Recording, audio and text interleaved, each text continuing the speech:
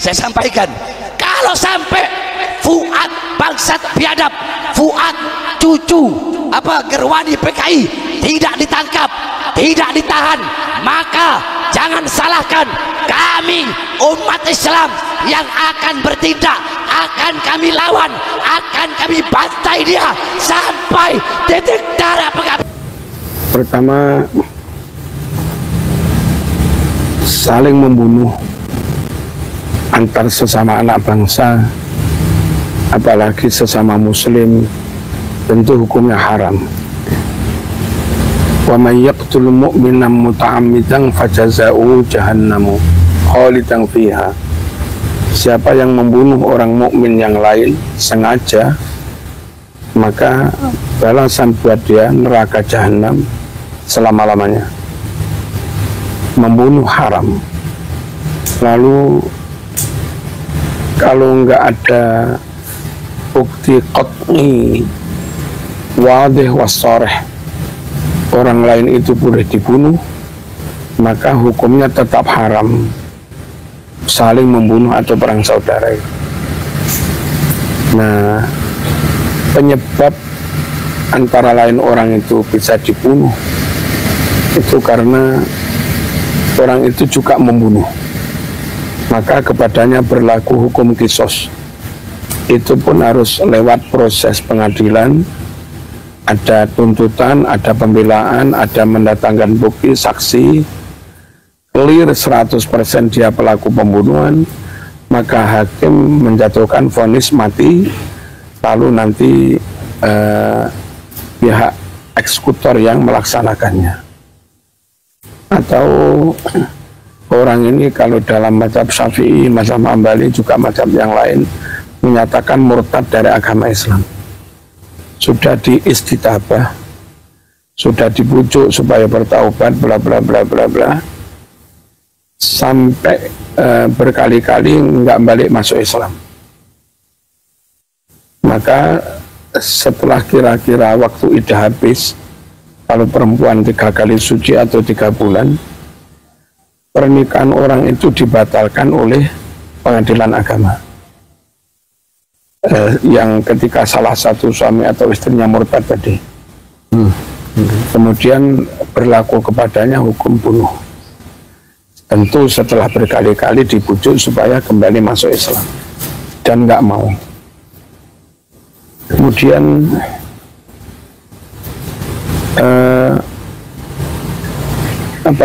orang dibunuh karena orang itu melakukan perlawanan terhadap negara, namanya buhut, makar. Pemerintah ini sah, negara ini sah, kalau ada masalah bisa dimusyawarahkan, tapi kadang kelompok tertentu mereka memang berambisi akan mengambil alih kekuasaan. Bukan nawa itu baik untuk menjaga persaudaraan keutuhan negara. Terus daripada musyawarah, mereka milih jalur berontak. Nah, perang saudara jadinya. Orang atau kelompok kayak begini menurut Quran, si pemerintahan yang sah juga diperintahkan, direkomendasikan untuk melawan mereka, memerangi mereka. Nah, di luar penyebab yang qat'i, membunuh orang lain hukumnya tetap haram, termasuk masalah nasab. Masalah nasab itu kalau sampai difatwakan perangi mereka, bunuh mereka, atas syariat apa, atas dalil yang mana. Dan siapapun, nggak peduli dia orang Arab atau orang Jawa, yang dawuh ayo diperangi, ayo dibunuh, dia menghadapi hisab dari Allah. Zaman tokoh masyarakat menginstruksikan bunuh perang saudara itu atas sunnah Rasul yang mana, atas hukum syariat yang mana, atas dalil yang mana. Kalau dalilnya karena orang yang beda dengan sampean dalam hal nasab, itu kamu hukum murtad. Mulai kapan beda pandangan tentang nasab dihukumi murtad? terkecuali kalau fulan menjadi nasabnya Nabi, itu sudah qat'i mujma' alaih maklumun minaddin bidharurah. Saya mengingkari Fatimah anak Nabi itu menentang ijma' dan bisa murtad. Saya menentang Sayyidina Hasan Husain sebagai cucu Nabi itu menentang ijma', bisa murtad. Karena keberadaan beliau sebagai keturunan Nabi itu nyata, qat'i. Saya menentang Imam Ali Zainul Abidin, Imam Bakir, Imam Ja'far Shadiq sebagai keturunan Nabi itu bisa murtad. Karena semua umat ini sepakat bahwa beliau-beliau memang keturunan Nabi sah. Tapi kalau zaman sekarang sudah berlaku 1446 tahun yang lalu, tanpa bukti buku nasab yang qat'i, tanpa bukti-bukti yang lain semisal tes DNA yang qat'i, apalagi perilaku moralitasnya, akhlaknya juga enggak sejalan dengan orang yang sepantasnya ngaku keturunan Nabi. Lalu orang lain jadi ragu apakah orang itu benar keturunan Nabi.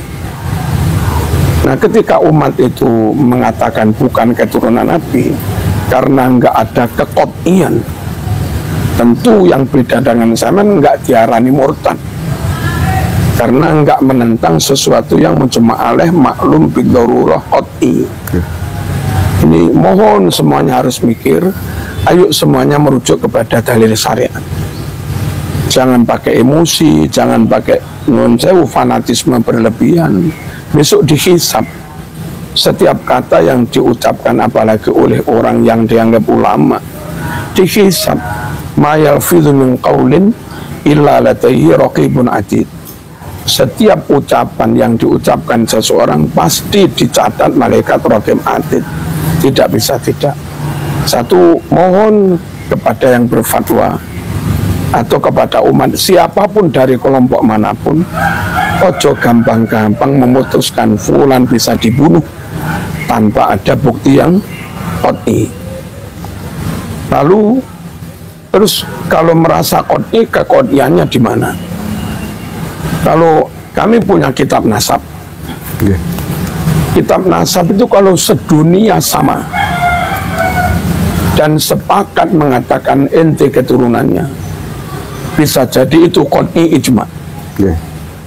Tapi kalau nyatanya kitab nasab yang di Indonesia beda dengan kitab nasab dari Nakobah Maroko, beda dengan kitab nasab dari Nakobah Yaman sendiri, beda dengan kitab nasab dari Nakobah Saudi Suriah, maka yang nggak bisa dikatakan itu ijma' lalu qat'i, lalu yang beda dianggap menentang ijma' lalu diputusi murtad.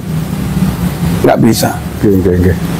Kemudian kalau katanya ulama sudah ijma', ulama intern tertentu apa seluruh ulama? Intern keluarganya mungkin. Nah, kalau seluruh ulama, nyatanya Maroko beda, nyatanya Suriah beda, Yaman sendiri beda, nyatanya Yaman beda. Berarti kalau ada yang klaim ijma' itu klaim sepihak. Ijma' kayak apapun kalau sepihak namanya bukan ijma'. Subjektif. Subjektivitas. Enggak qat'i. Kalau enggak qat'i ya enggak bisa, yang enggak sama lalu disebut murtad, kafir, halal darahnya. Mohon-mohon semuanya umat atau siapapun jangan sampai fanatisme itu mengalahkan syariat. Jangan sampai fanatisme mengalahkan dalil, besok dihisab. Lalu nyuwun sewu, untuk memperkuat keqat'ian misalnya, apa salahnya dites DNA, apa salahnya uji forensik dan yang lain-lain. Kalau buku nasabnya beda-beda, bukti tes DNA tidak ada, hasil uji forensiknya juga tidak, lalu menganggap itu sudah qat'i, itu qat'i dari mana? Dasarnya apa? Dasarnya apa? Tidak bisa. Kemudian nyuwun sewu sampai istihza, kelompok yang ikuti itu monyet, kelompok yang ikuti itu PKI. Bahwa orang itu disebut PKI itu ada datanya. Dia hidup tahun berapa? Orang lahir tahun 60, PKI meletus tahun 65, orang itu masih umur 5 tahun. Mana mungkin orang umur 5 tahun disebut aktivis PKI. Apalagi si Ustadz itu lahir tahun 70 sekian. Buyar sudah PKI. Lalu orang itu dituduh jadi PKI. Mohon menvonis orang tanpa bukti ngawur, itu juga nggak benar. Dan kalaupun dengan vonis ini berhasil menframing, menang di framing, maka nyun sewu, ke depan ini nggak baik untuk Islam. Ini masuk data di medsos, masuk di digital, 50 tahun ke depan, cucu-cucu ini buka medsos, ya kan?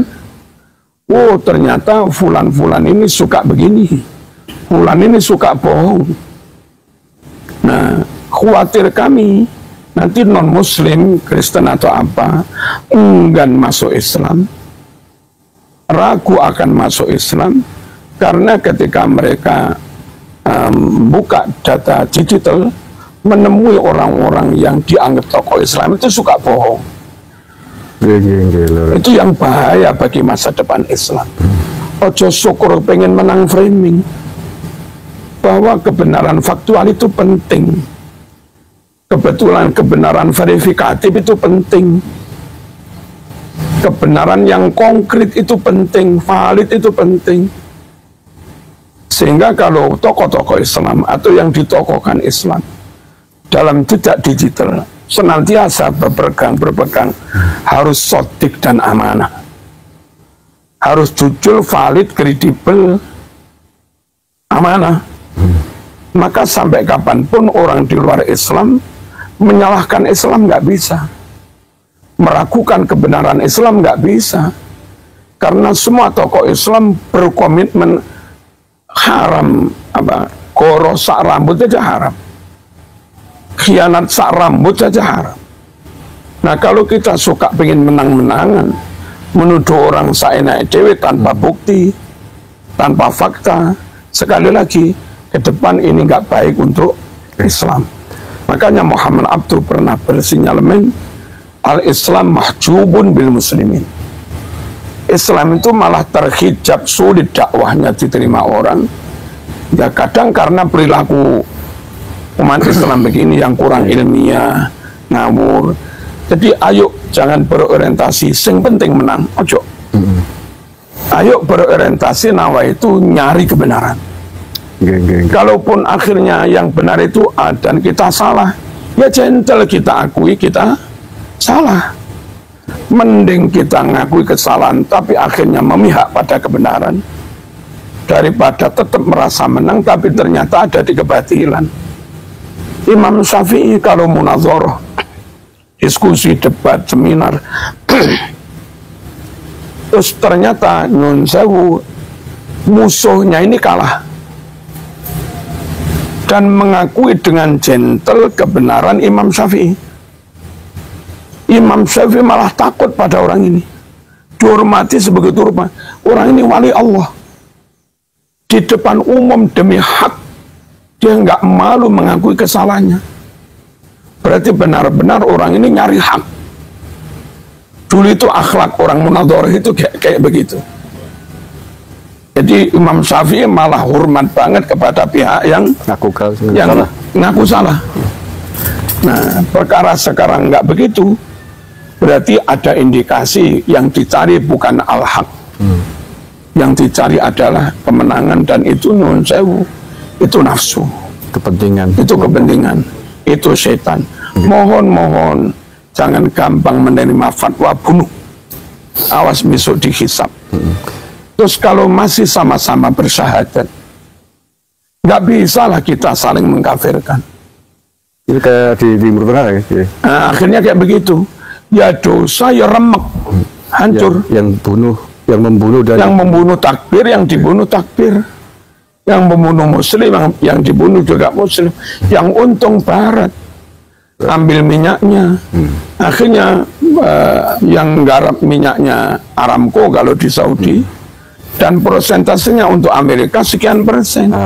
Betul. Dan provokasi itu Kiai, itu sangat berbahaya dan sudah menimbulkan reaksi yang sangat tidak produktif bagi persatuan. Sudah terjadi di Karanganyar, terjadi di Klaten, ada Mbah Mufid dipersekusi, di Cilacap juga. Semuanya pengikutnya yang menyuruhkan perang itu, Kiai. Artinya kalau itu dibiarkan, niscaya akan terjadi hal-hal yang serupa di tempat lain. Nah, pihak-pihak yang merasa dituding PKI, dilecehkan atau dianggap halal darahnya, kan tentu tidak mungkin berdiam diri, Kiai. Kan ada kewajiban membela diri juga kan, Kiai. Walaupun kalau kemudian ini diladenin, ya resikonya pertumpahan darah sesama muslim itu, Kiai. Nah, untuk mencegah itu, menghindari itu, mestinya negara itu kan bertindak, Kiai. Kalau menurut kami, waspada itu penting, bersiap-siap juga penting. Tapi sungguh berkuar-kuar dari pihak manapun itu nggak baik. Tirulah kucing yang membidik tikus. Dia mesti diam, senyap, silent, mengendap-endap. Tiba-tiba sit gitu ya? Tiba-tiba set, tikusnya kenyang. Santri bodoh, ono santri putri ayu, ngomong neng koncon, aku pengen cakui. Aku pengen cakui, pengumuman. Diambil orang. Begitu bulan depan kau lamar, sudah jadi istri orang. Kalau orang pintar punya rencana, punya strategi, dan diam. Tapi diam-diam dia bersiap. Nah, kafus soil, berupaya keras menolak, menghindarkan terjadinya kejahatan terhadap diri kita ataupun orang lain, itu wajib. La dororo wala diror. Tapi sungguh bijaksana. Ono laler, ojo sampai digepuk karo linggis. Itu juga penting. Ojo sampai gara-gara laler lamu mau gepuk karo linggis, laler mesti kena, lamu mesti kena, baduke nyonyor. Nah, sungguh menjaga persatuan itu penting juga. Menjaga situasi kondusif itu penting juga. Tapi membela diri penting juga. Nah, itu tadi, tirulah kucing. Diam-diam kita punya kekuatan. Kalaupun latihan pun mungkin saya nggak usah pakai identitas. Dan latihannya jam 1 malam di lapangan yang peteng-peteng. Tapi di pojok-pojok ya ada yang jaga. Dan sudah matur kepada aparat, kami akan melakukan latihan apa. Nggak muncul di medsos, nggak muncul di mana-mana. Tahu-tahu di kanan kiri rumah Mbah Mufid sudah ada laskar-laskar. Tahu-tahu di kanan kiri rumah Gus Abbas ada laskar-laskar. Yang mungkin mereka itu sambil jualan cilok, sambil apa, dan seterusnya. Itu yang kami maksud, bersiap, oke, kuat, tapi ya silent. Nah, kalau rame-rame, itu tadi, ditepuk wong liya. Ditepuk wong liya. Dan tentu ada aparat, ada hukum, jangan sampai nggak koordinasi dengan aparat. Toh pada akhirnya yang berwenang menindak itu juga aparat. Terus Kiai, akhir-akhir ini kan khususnya PBI LS ya, di sejumlah wilayah bergerak melaporkan provokasi Rizik Syihab itu terkait provokasi perangnya itu, termasuk di Banyumas kita baru saja melaporkan kemarin, hari kemarin. Menurut dia gimana nih strategi sekarang?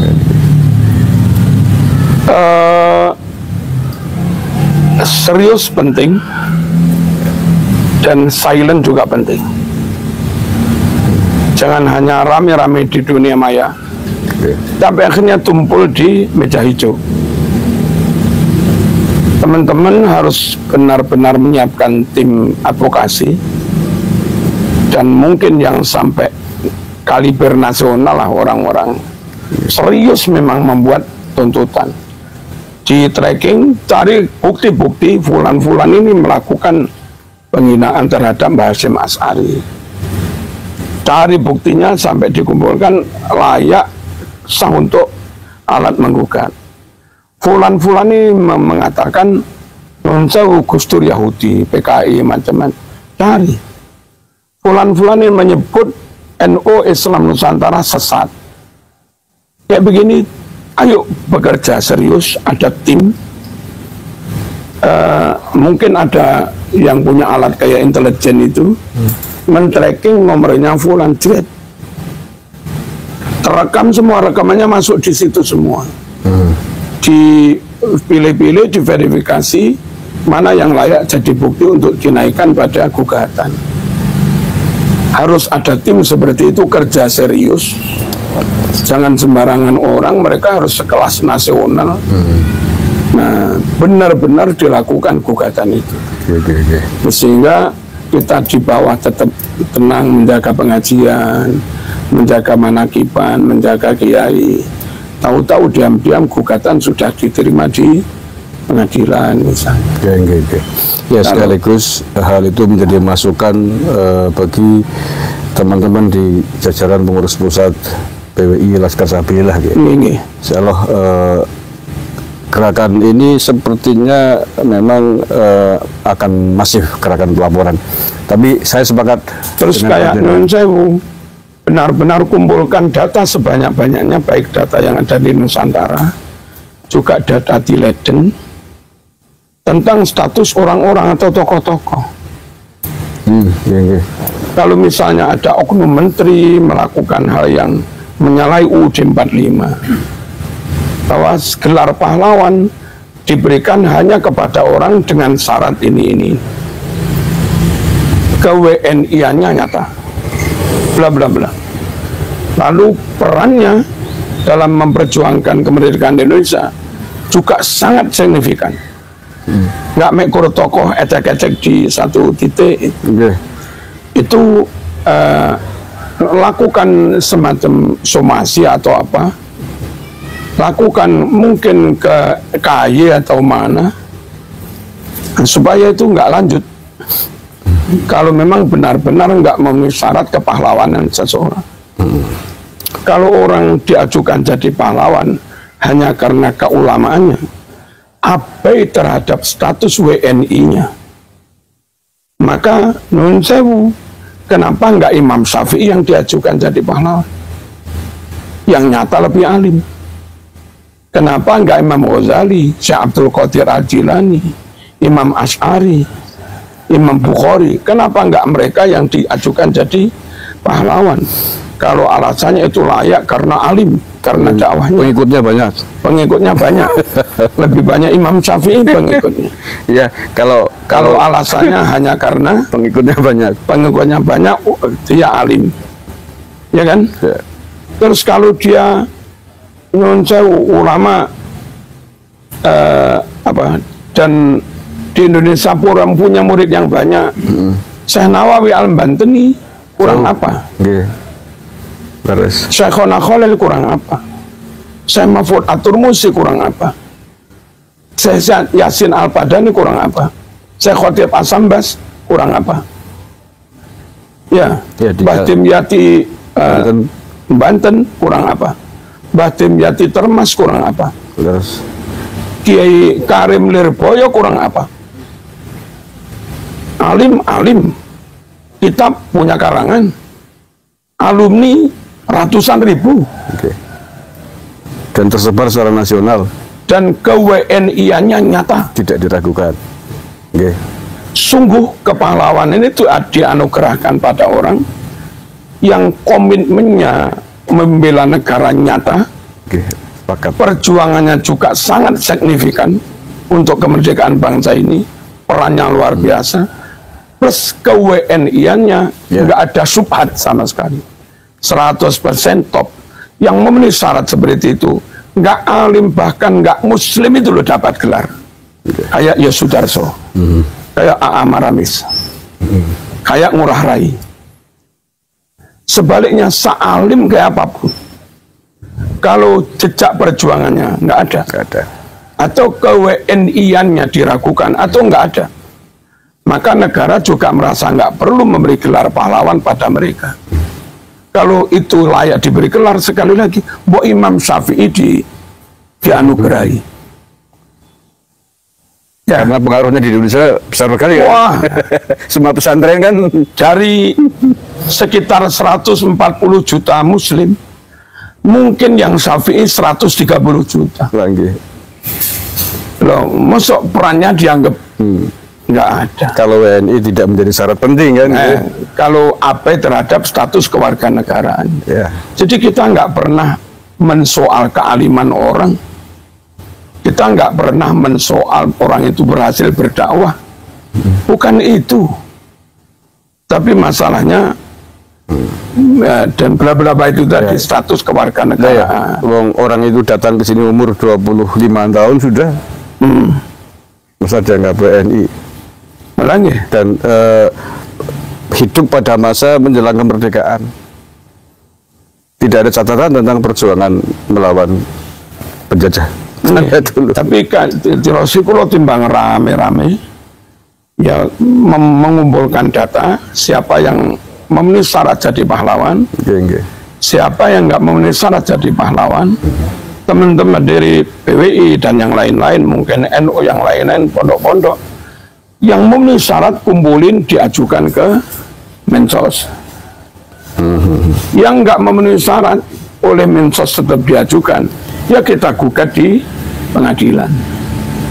Saya kira langkah hukum itu lebih strategis.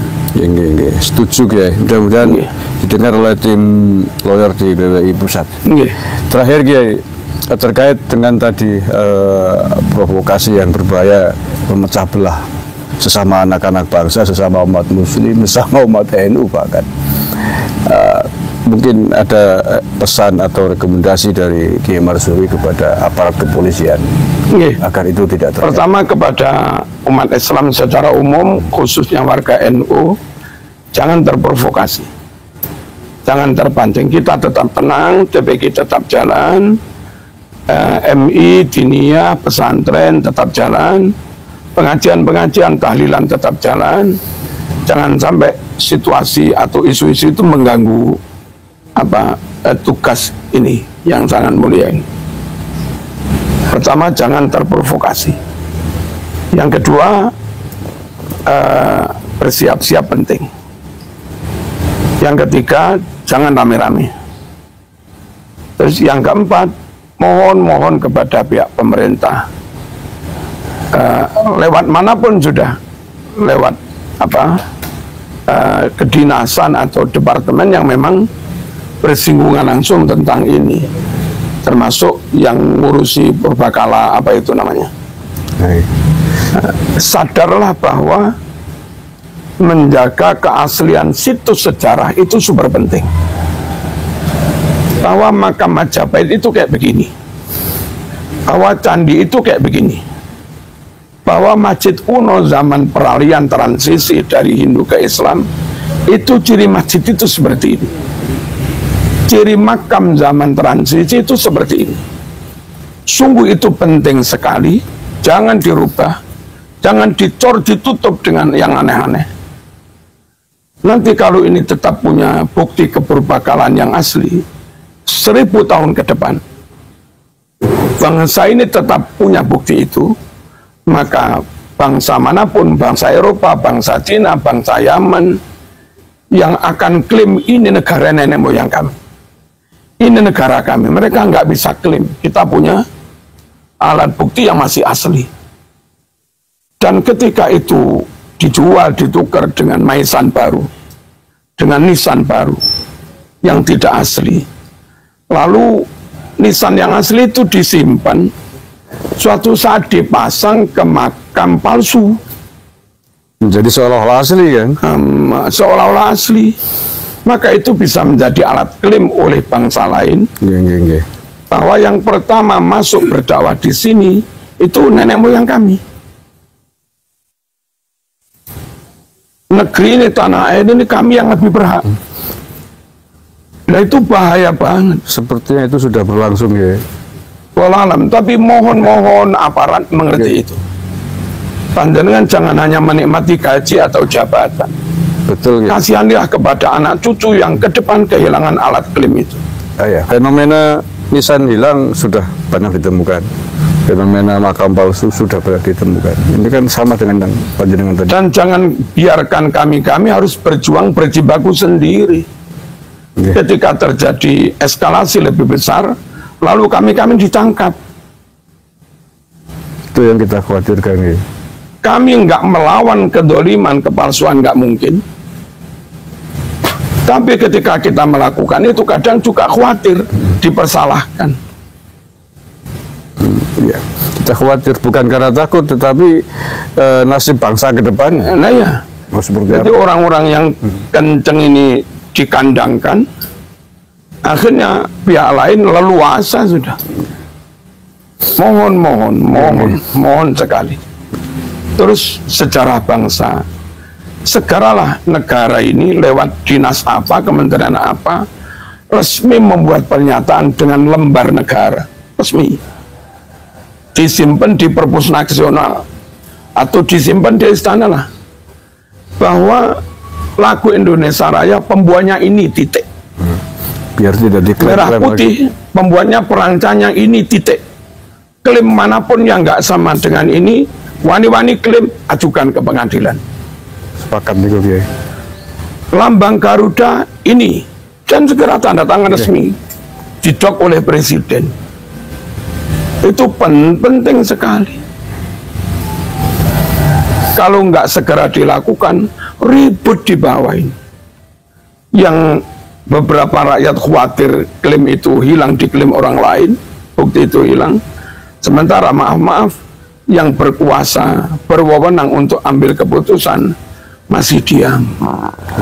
Apalagi terus malah akan memberi penghargaan kepada kelompok yang masih dipertanyakan berhak apa enggak mendapat penghargaan itu. Dan ini yang kami mohon, dan monggo lenggah bersama kita menginventarisir masalah. Masalah pemalsuan makam, masalah pemalsuan halal yang terkait dengan sejarah nasional, pemalsuan ajaran, pemalsuan cucu Nabi penting ya. Iya, pemalsuan nasab. Karena ada lembaganya masalahnya di sini. Lalu di situ ada intelijen, ada ahli DNA, ada pihak-pihak yang ngumpulin kitab nasab seambrek dari seluruh dunia ini. Ada yang pinter uji forensik untuk mengetes kertas ini asli apa enggak. Lalu itu resmi di-SK oleh negara. Sehingga kesimpulan yang mereka ambil pun disahkan oleh negara. Punya kekuatan hukum. Satu persatu dok selesai. Masalah kitab nasab ini kitab nasab palsu, dok selesai. Lalu ajaran begini, ini ajaran sesat, dok selesai. Yang aku tanggapan gitu ya. Nah ya, yang menentang itu berarti menentang keputusan negara. Menentang hukum.